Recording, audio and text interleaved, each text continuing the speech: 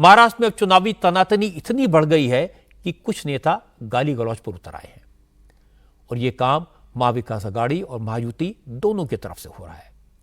शुरुआत महाराष्ट्र कांग्रेस के अध्यक्ष नाना पटोले की तरफ से हुई।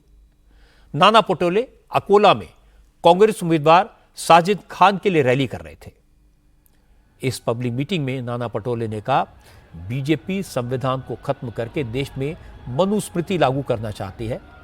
यहां तक तो ठीक था और इसके बाद नाना पटोले ने कहा, अब बीजेपी को कुत्ता बनाने का वक्त आ गया है।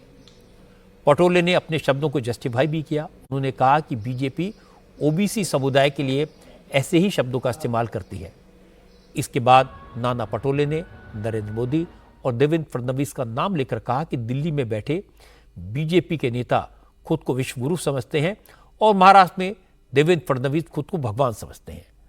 अब इन लोगों को इनकी जगह दिखाना जरूरी है। ओबीसी के लोग भी यहां पर बैठे हैं, ओबीसी के, नहीं तो तुम हैदराबाद वाले की बात करेंगे।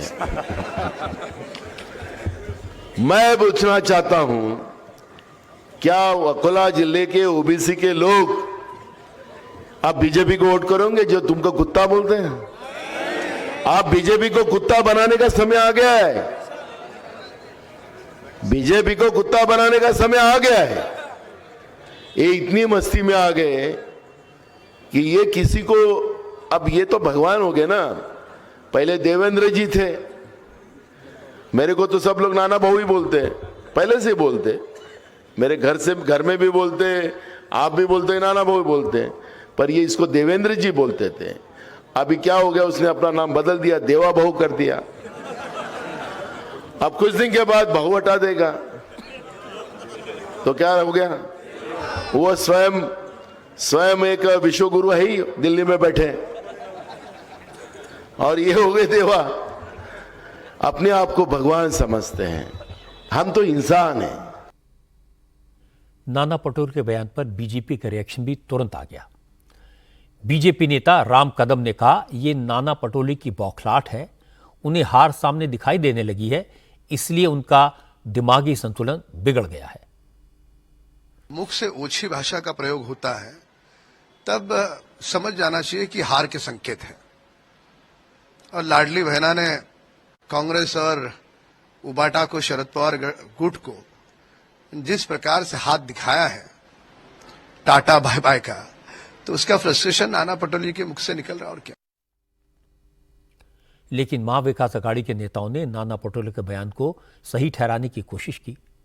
शरद पवार की पार्टी की नेता विद्या चव्हाण ने कहा कि बीजेपी के नेता जैसे बयान दे रहे हैं उसके हिसाब से नाना पटोले ने बीजेपी के लिए बहुत शालीन भाषा का इस्तेमाल किया। बीजेपी के नेता भौंकते हैं तो उन्हें कुत्ता नहीं तो और क्या कहा जाए। आजकल जिस तरह से भाजपा के कुछ प्रवक्ता, जो प्रवक्ता मैं उनको नहीं कहूँगी, वो भौंकने का काम करते हैं। वो खोद देखिए, नारायण राणे का वो नीलेश राणे देखिए, और ये पडळकर करके ये जो प्रवक्ता नहीं है, ये भौंकने वाले हैं। तो उनको श्वान यानी सभ्यतापूर्ण शब्द उन्होंने यूज़ किया है। मुझे लगता है कि अगर तुम लोग सभ्यता की भाषा करोगे तो ही तुम्हारे को शब्द अच्छे वर्ड्स तुम्हारे लिए शब्द यूज़ किए जाएंगे। लेकिन अगर आप आपके लोगों को भौंकने को सिखाओगे, काटने को सिखाओगे, तो आपकी अवहेलना ऐसी होगी।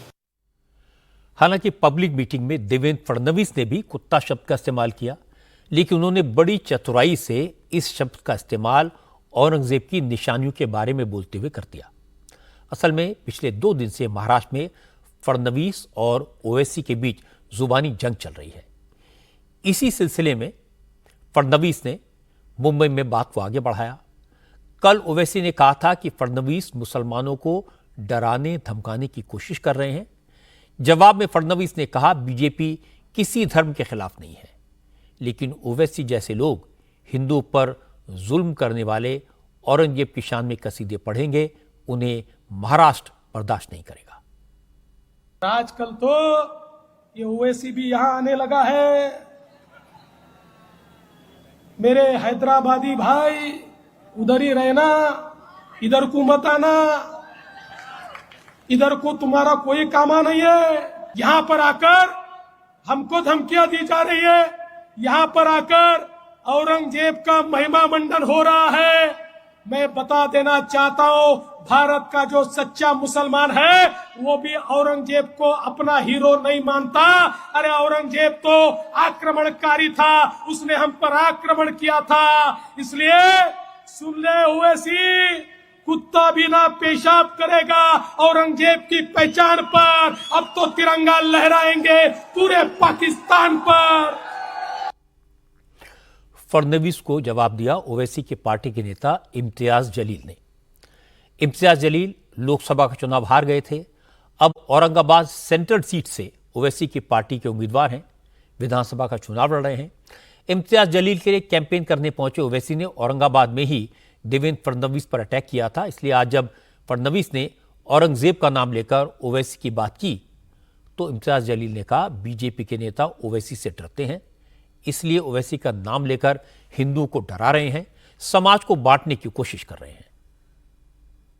अरे देवेंद्र फडणवीस इतने डरे हुए क्यों हैं हमसे? हाँ, हम छोटी सी पार्टी है, हैदराबाद में हमारे कुछ एमएलएज है, एक एमपी है, महफिलें तुम्हारी सज रही है और तुम सिर्फ है तो इम्तियाज जलील, असदुद्दीन ओवैसी, एमआईएम, पूरी सभा तुम्हारी है तो सिर्फ हमारे मुद्दों के ऊपर। रात में सोते वक्त भी अवैसी ख्वाब में आ रहा, नींद में से उठते ही अवैसी की वजह से उठ जा रहे हैं, भाषण भी पूरा अवैसी अवैसी अवैसी। भाई इतना खौफ किस बात का है? और कोई है नहीं क्या आपके साथ लड़ने के लिए उसमें? इससे एक बात तो साबित है, बाकी पूरे कमज़ोर कड़ियाँ हैं। इनको लगता है कि अपना मुकाबला होगा तो पट्टे के साथ ही होने वाला है। दोबारा जाकर उन्हीं मुद्दों को जिंदा कर रहे हैं जिससे कि हिंदू मुस्लिम हो जाए करके। कोई जिहाद विहाद नहीं है। इनको क्या है, इनको शब्द बड़े अच्छे लगते हैं। इनको इलेक्शन जब आया है ना तो इनको जिहाद नज़र आता है। जिहाद बोले तो इनको लगता है कि अरे बाप रे कुछ तो भी है जिहाद करके, तो वोट जिहाद निकाल देते हैं। एक इलेक्शन आता है तो बोलते ट्रिपल तलाक, और अब ये इलेक्शन आया है कुछ दिखाने के लिए नहीं है तो टखला आया और टखले ने आके ऐलान कर दिया कि बटोगे तो कटोगे। कौन बटने वाला है, कोर्ट कटने वाला है, बाबा तू ही चाह और तू ही बता हमारे को। लेकिन फडणवीस की लाइन क्लियर है, उनके निशाने पर सब हैं। वो ओवैसी का नाम लेते हैं, कांग्रेस के कारनामे गिनाते हैं, शरद पवार की बात करते हैं और फिर एक रहेंगे तो सेफ रहेंगे का नारा लगवाते हैं। मुंबई की रैली में फडणवीस ने कहा, कांग्रेस वोट के बदले मुस्लिम संगठनों की उन मांगों को पूरा करने का वादा कर रही है जो देश के खिलाफ है। इसलिए मां विकास आघाड़ी के वोट जिहाद का मुकाबला करने के लिए हिंदुओं को धर्म युद्ध करना होगा। गीदड़ के मुंह में खून लग गया है, गीदड़ के मुंह में खून। गीदड़ को लगता है हमने लोकसभा में वोट जिहाद करके मोदी जी को परास्त कर दिया, लेकिन उनको ये पता नहीं है मोदी जी की ताकत क्या है। उनको ये पता नहीं है मोदी जी की ताकत क्या है। अरे महाराष्ट्र में हम सोए हुए थे, शायद नहीं जाग पाए, नहीं समझ पाए, इसलिए हम लोगों ने गलती की और इनके वोट जिहाद को नहीं समझ पाए। लेकिन अब सोए नहीं है, अब हम जाग गए हैं, अब जाग गए हैं और जाग कर अब हम लोग इस चुनाव में वोटों का ऐसा धर्म युद्ध लड़ेंगे ये गीदड़ों के ध्यान में आएगा कि अब उनकी चलने वाली नहीं है, गीदड़ों को उनकी जगह दिखा कर रहेंगे। इसलिए मैं आपसे इतना ही निवेदन करना चाहता हूं, इस बार का वोट आपके लिए नहीं है, इस बार का वोट आपकी आने वाली पीढ़ियों के लिए है। अगर आप ठीक तरीके से समझेंगे नहीं, अगर सोते रहेंगे तो ध्यान में रखिए आने वाले दिनों में यहाँ रहना भी मुश्किल हो जाएगा। ये परिस्थिति का सामना आपको करना पड़ेगा। इसलिए एक ही नारा है, एक रहेंगे तो सेफ रहेंगे। फडणवीस ने एक बार फिर वोट जिहाद का आरोप लगाया तो असदुद्दीन ओवैसी ने पूछा, अब बीजेपी वोट जिहाद की डेफिनेशन भी बता दे। ओवैसी ने कहा कि देवेंद्र फडणवीस फ्रस्ट्रेट हो गए हैं, इसीलिए बार बार मुसलमानों के लिए इस तरह की बातें कहते हैं। उनकी दाल महाराष्ट्र में नहीं गलने वाली है और उनकी पर्सनली वो खुद परेशान है, क्योंकि उनका हाल ऐसा है ना कि वो कैश 22 सिचुएशन में आ गए। तो उनको नहीं लगता कि उनको कोई बड़ा पोस्ट मिलने वाला है महाराष्ट्र की राजनीति में। इसलिए एक मुख्यमंत्री वो रह चुके हैं, अभी डिप्टी सीएम है, होम मिनिस्ट्री का उनके पास वो है मिनिस्ट्री है, और एनसीआरबी का डेटा कहता है कि सबसे ज़्यादा हेट स्पीचेस महाराष्ट्र में हुए। तो उनको दिख नहीं रहा है कि उनके ही दौर में सब हो रहा है। सबसे ज़्यादा लोग कम्युनल राइट्स में पकड़े गए, एनसीआरबी का डेटा है। तो डिस्परेशन और फ्रस्ट्रेशन का शिकार है वो। आरएसएस जब एक बोलती है तो आरएसएस इस मुल्क की डाइवर्सिटी को ख़त्म करना चाहती है। आरएसएस इस मुल्क के कल्चर को, जो बेशुमार कल्चरों पर मुश्तमिल है, उसको ख़त्म करना चाहती है। इलेक्शन कमीशन उन पर एक्शन क्यों नहीं ले रहा है? ये कहाँ का धर्म युद्ध है? ये तो लोकशाही है, जमहूरियत है, इलेक्शन हो रहा है। तो इससे उनका फ्रस्ट्रेशन का इजहार हो रहा है कि वो धर्म युद्ध की बात कर रहे हैं, वो वोट जिहाद की बात कर रहे हैं। मैं चैलेंज कर रहा हूं कि वोट जिहाद का डेफिनेशन बताओ। चलो, क्या डेफिनेशन है तुम्हारे पास? कि इलेक्शन कमीशन ने डिफाइन किया है? अच्छा, तुम्हारे पास क्या डेफिनेशन है बताओ। मोदी की मेजॉरिटी कम हो गई तो क्या हुआ? उधर कौन सा था? वोट जिहाद था, धर्म युद्ध था वहां पर। ओवैसी ने बीजेपी से वोट जिहाद की डेफिनेशन पूछी तो रविशंकर प्रसाद ने बता भी दी। रविशंकर प्रसाद ने मराठी मुस्लिम सेवा संघ की तरफ से महाराष्ट्र में बांटे जा रहे पैम्फलेट की कॉपी दिखाई और कहा कि मुसलमानों को बीजेपी का डर दिखाकर वोट लेने की जो कोशिश हो रही है, यही वोट जिहाद है। इसके बाद अमित शाह ने भी वोट जिहाद की बात की। अमित शाह ने से थोड़ी देर पहले नॉर्थ मुंबई के बोरीवली इलाके में एक पब्लिक मीटिंग की। नॉर्थ मुंबई से केंद्रीय मंत्री पीयूष गोयल पार्लियामेंट के मेंबर हैं। पीयूष गोयल भी सभा में मौजूद थे। अमित शाह ने कहा कि कांग्रेस ने मुस्लिम तुष्टीकरण की सारी हदें पार कर दी हैं। वोट के लिए वो उलेमा की नाजायज मांग मानने के लिए भी तैयार है।